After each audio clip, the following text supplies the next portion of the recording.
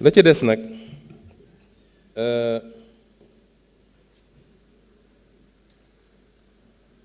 monsieur Ismaïla Diallo moom wax na lu bëri ci pharmacie ak ñoom seen et dans le document wax naa nos ambitions sur la souveraineté pharmaceutique. Je lui demanderai de se rapprocher du ministre pour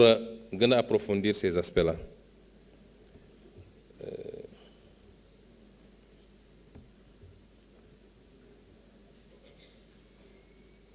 Alors, pour l'honorable député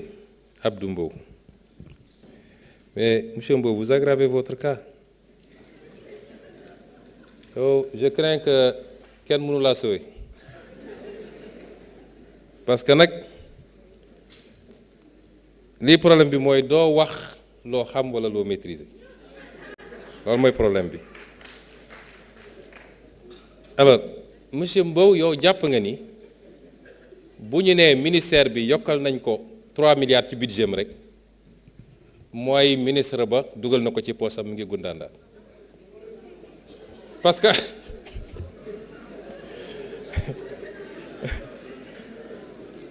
parce que autrement le débat ne se poserait pas de savoir ñaata milliards la ñu yokk ci présidence wala ci primature wala fële li am solo mooy lan moo tax milliards yu dem fa ak naka lañ koy utiliser c'est toute la question mais ñëw fii naan li tax lii dem li tax non parce que quand on yow xam nga ni l'organisation de la répartition des services de l'État chaque année wala chaque ministre chaque gouvernement dañuy andi un décret de répartition mais les services ne sont pas figés tel service peut dépendre de tel ministère ñu réorganiser yóbbu ko tel ministère wala ñu jël ko yóbbu ko primature boo ko yóbboo nag budget am da koy topp loolu moo tax yokku di am waaw loolu lu fi jara 15 milliards lii yóbbu nañ ko fi lu ko fi jar quand même donc xam nga moi je pense que le débat est très mal posé et les gens vont ci télé yi naan Diomaye consomme tant par jour fan la ko Diomaye consommer je vais vous dire ce qui se passe tey soo ne augmentation budget présidence de la République yow xam nga ñaata service ñoo rattaché à la présidence amaana fi ñu jëm ak réforme yi ñu war a def lu bëri dina fa jógee dem feneen li dina ñëw primature li dina ñëw feneen bu soobee yàlla mais en attendant te loolu fii lañ ko fekk ci yéen et c'est l'un des problèmes mooy le surengorgement de la présidence de la République des services opérationnels qu'on retrouve à la présidence de la République presque un gouvernement à la place à côté du gouvernement loolu mooy tax nga retrouver loolu le président du gis sax loolu boo demee présidence de la République nga ñu ne ARCOP fa la bokk ñu ne APIX fa la bokk ñu ne FONSIS fa la bokk ñu ne lii ñu ne lii ñu ne lii c'est tout à fait normal c'est ces budgets là boo ko agrégé moo lay jox li nga gis mais la ci présidence moom le président la mu cay jël moom toq la kon désinformation ma gis ci télé yi diw consomme tant par jour diw à part son salaire il ne consomme rien dara ci réew mi la jëm c'est des services yoo xam ne fu ñu nekkoon it ils auraient reçu le même budget fu ñu nekkoon donc ce débat-là il est mal posé alors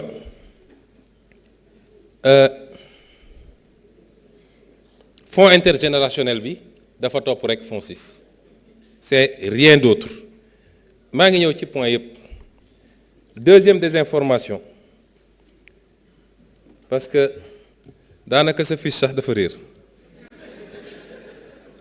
tellement da nga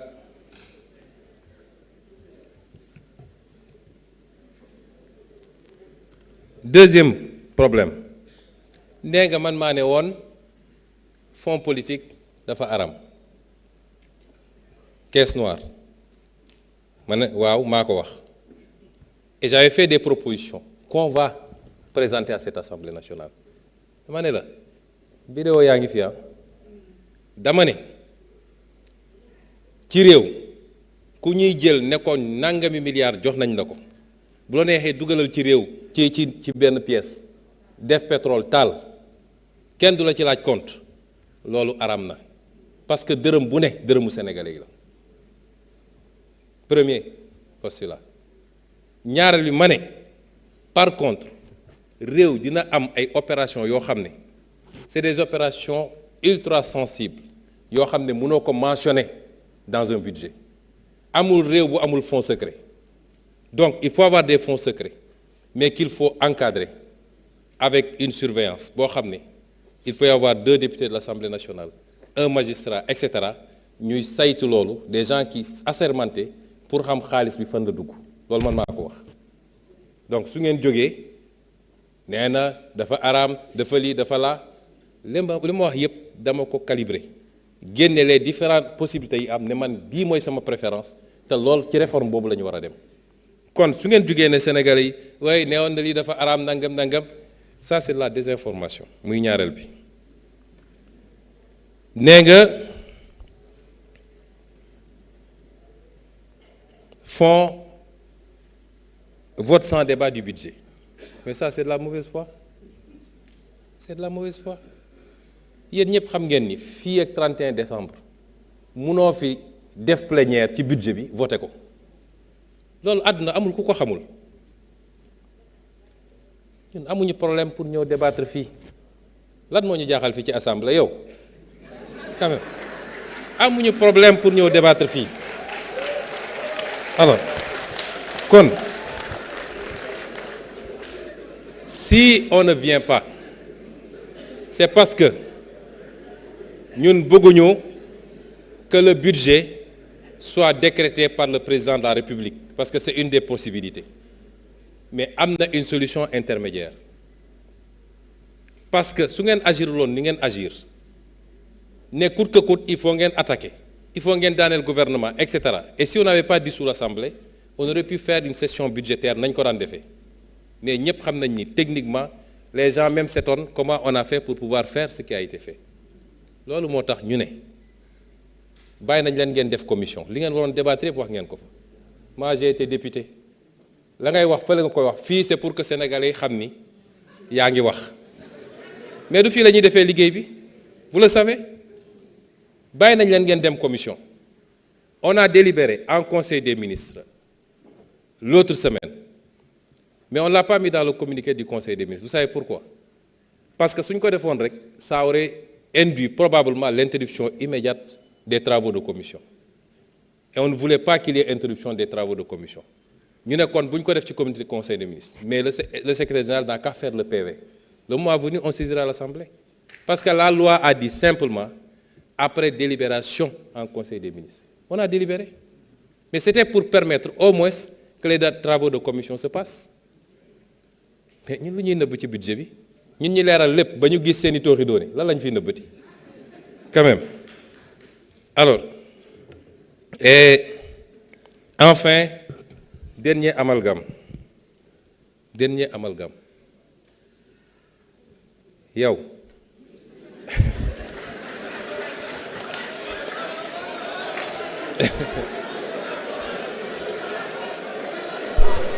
s'il vous plaît laissons-le terminer. xam nga yow s'il vous plaît. xaw ma ndax amalgame la wala mauvaise foi la parce que yow on te montre le soleil yow nga topp sama baaraam bi ñun li ñu la wax mooy autorité politique ak administrative yi doon séddoo terrain yi ku nekk am ci 50 000 loolu lañ la wax mais que telle ou telle administration s'organise en syndicat assis sur une coopérative et fasse les démarches pour am des attributions c'est valable pour les magistrats c'est valable pour les douaniers c'est valable pour ceci ñaata cité nga fi dégg cité ceci cité cela et que sur cette base-là ils aient accédé à des terrains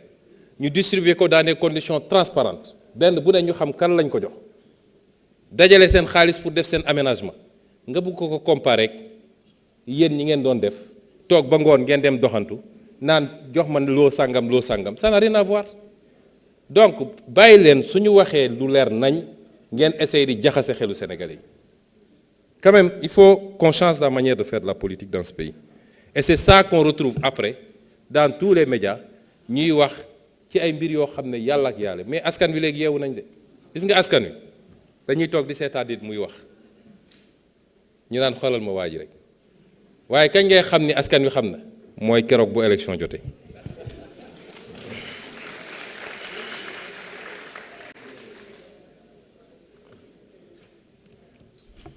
Alors,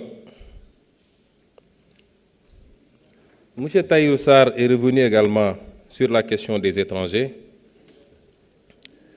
D'abord sur l'ANSD. Moi, je pense que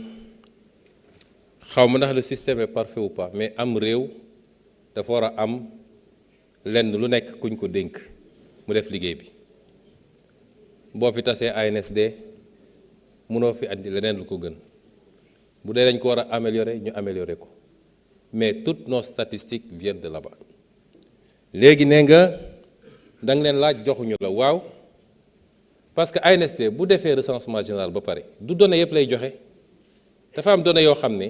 dafa sensible ci réew moo tax duñ ko joxe soo gisoon statistiques yi wala recensement bi mun nañ la wax Sénégal waaso bu ne ñaata lañu tarixa bu ne ñaata lañu diine bu ne ñaata lañu mais loolu duñ ko génne c'est des données sensibles moo tax duñ ko génne noonee la ñu mën a jàppee ni fournir des données comme ça sur les étrangers ça peut être très sensible loolu rek la mais c'est pas de la rétention